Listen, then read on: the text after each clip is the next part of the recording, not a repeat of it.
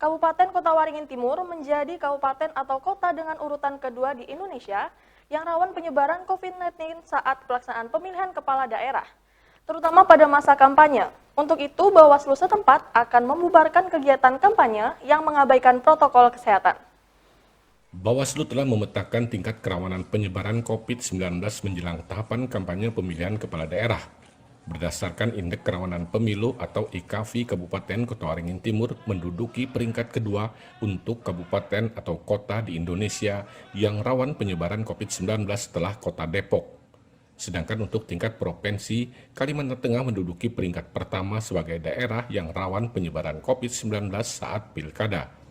Untuk mencegah timbulnya klaster baru saat pelaksanaan kampanye pilkada, Bawaslu Kota Waringin Timur akan bertindak tegas terhadap penyelenggaraan aturan kampanye, termasuk jika mengabaikan protokol kesehatan.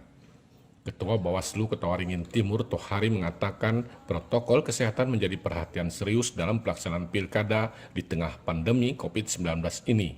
Apalagi jumlah penyebaran kasus COVID-19 di Kota Waringin Timur terus bertambah.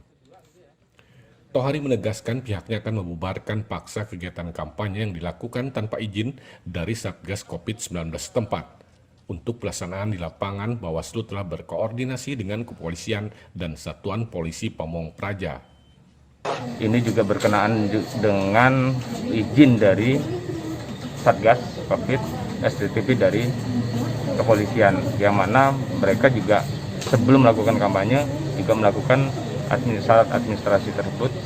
Manakala misalkan memang tidak bisa melaksanakan itu pada saat di lapangan, kepolisian yang membubarkannya. Kita juga sudah ada koordinasi dengan kepolisian, kita juga sudah koordinasi dengan KPU dalam hal kaitan ini.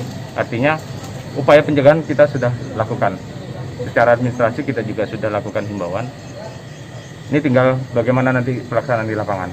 Ketika memang sudah ada temuan, langsung kita lakukan penindakan.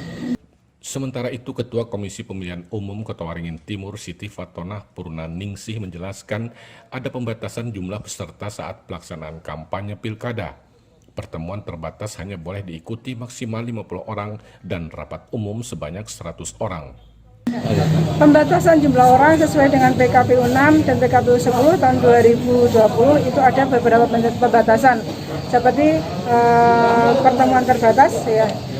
Itu dibatasi maksimal adalah 50 orang dan juga seperti rapat umum itu juga ada ketentuannya maksimal adalah 100 orang dan juga tetap mengedepankan protokol pencegahan COVID-19 seperti jaga jarak, minimal penggunaan masker itu juga ada.